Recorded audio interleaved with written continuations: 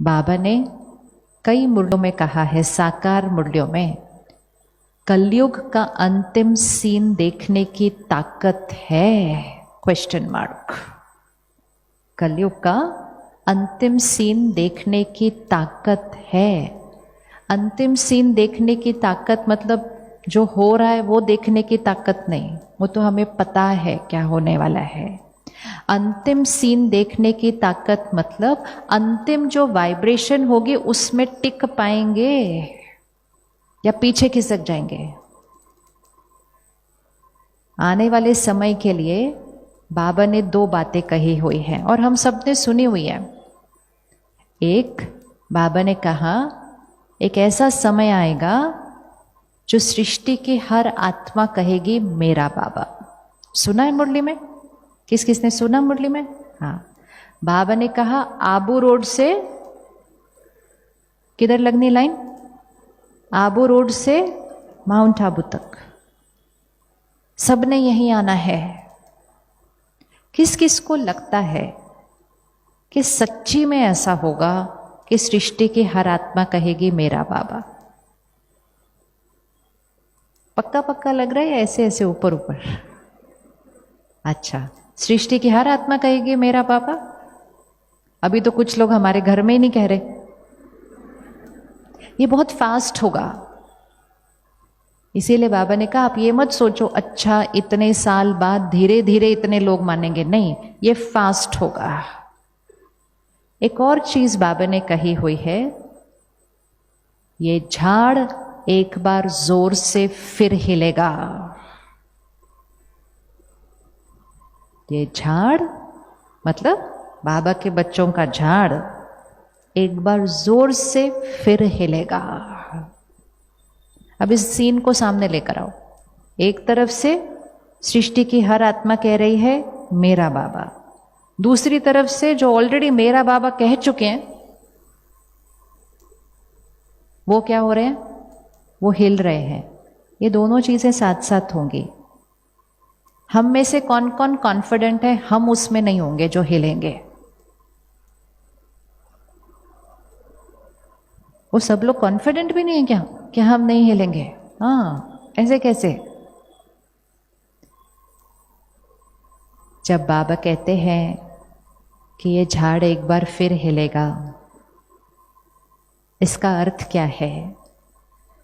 अब वो समय तो है नहीं जो हमने छोड़ के चले जाना है, ऐसा तो नहीं होगा। लेकिन हिलेगा मतलब हम होंगे इधर ही, बैज पहना हुआ होगा, लेकिन स्थिति हिलेगी। स्थिति में मेरा बाबा खिसक जाएगा। तो हम होंगे यहां ही, जाएंगे नहीं छोड़ के, लेकिन हमारी स्थिति में हम हिलेंगे। जैसे कोई रेस होती है ना, तो एंड का जो पार्ट होता है ना वही सबसे रिस्की होता है, उसी में सारे नंबर डिसाइड हो जाते हैं। तो अगर किसी ने वो लंबी वाली रेस देखी हो तो एंड में कहीं का कहीं स्कोर चला जाता है सारा, क्योंकि एंड में वो स्थिति बना के रखना वो है। इसीलिए बाबा कहते हैं अंतमति सो गति। अभी थोड़े दिन पहले बाबा ने मुरली में कहा था पेपर तो 1 सेकंड का ही होगा, सिर्फ आया था ना व्यक्त मुरली में, पेपर तो 1 सेकंड का ही होगा, लेकिन उस 1 सेकंड में, तो उस 1 सेकंड के पेपर में मतलब वो 1 सेकंड की जो फाइनल लाइन होती है ना वो रेस की। कई बार रेस में कोई जो दौड़ रहा होता है वो पूरे रास्ते आगे था, लेकिन वो लास्ट का 1 सेकंड वो पीछे हो जाता है। तो आज अगर हम अपने आप को कहें मैं 5 साल से ज्ञान में हूं, मैं 10 साल से ज्ञान में हूं, मैं 20 साल से ज्ञान में हूं, बहुत अच्छी बात है, क्योंकि हमने उतने साल बाबा की पालना ली है।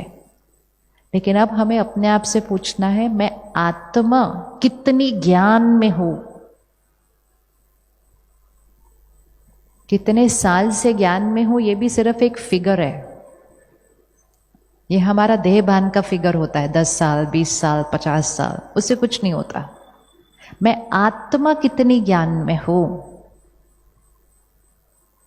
मेरी स्थिति सारा दिन हर परिस्थिति में कैसी रहती है, वो जो मेरा लक्ष्य है वो मेरे से अभी कितना दूर है। समय तो बहुत फास्ट जा रहा है उसकी तरफ। अब तो हमें लोगों को कहना ही नहीं पड़ता कि समय कैसा हो रहा है, वो हमें बताते हैं। आपको पता है दुनिया में क्या चल रहा है?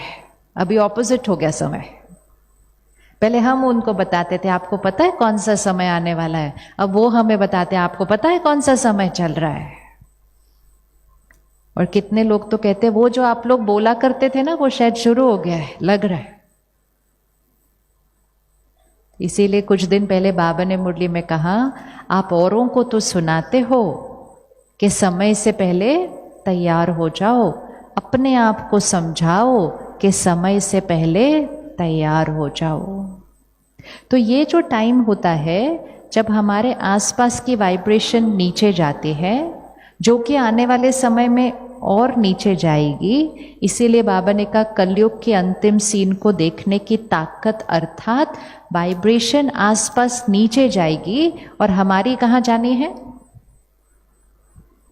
हमारी कहाँ जानी है? हाथ रखो, हमारी कहाँ जानी है? कितनी ऊपर? अब इसको चित्र बनाना है अपने सामने और रोज इसको चेक करना है। सृष्टि की वाइब्रेशन कहाँ जानी है? कितने नीचे? करो हाथ, कितने नीचे? एकदम नीचे। मेरे आसपास के लोगों की वाइब्रेशन कितने नीचे जानी है? इतनी नीचे। और उस टाइम मेरी वाइब्रेशन कहाँ चाहिए? आप गैप देख रहे हैं कितना बड़ा है? गैप कितना बड़ा है? तो जो आने वाला समय है तो ये गैप क्या होता जाएगा? और बढ़ता जाएगा कि सृष्टि की वाइब्रेशन नीचे होती जाएगी और मुझ आत्मा की वाइब्रेशन कहाँ जानी है? ऊपर जानी है। लेकिन अगर मुझ आत्मा ने थोड़ा सा भी अलबेलापन किया, थोड़ा सा भी अलबेलापन किया, तो क्योंकि गैप बड़ा है, स्लोप स्टीप है, तो मुझे पता ही नहीं चलेगा कि मेरी वाइब्रेशन किस तरफ जाने लग गई? नीचे। इसलिए जो एंड का पुरुषार्थ होता है, जो एग्जाम से थोड़े दिन पहले का जो समय होता है, वो बहुत सेंसिटिव होता है। कई स्टूडेंट पूरा साल भी ना ठीक से पढ़े, लेकिन एंड के समय में अच्छे से पढ़ के बढ़िया से निकल जाते हैं। ये वो समय आ गया है। अब हम कहते हैं ये बाबा तो शुरू से बोल रहा है वो समय आ गया, वो समय आ रहा है, लेकिन अब बाबा नहीं कह रहा है, अब तो दुनिया कह रही है वो समय आ गया है।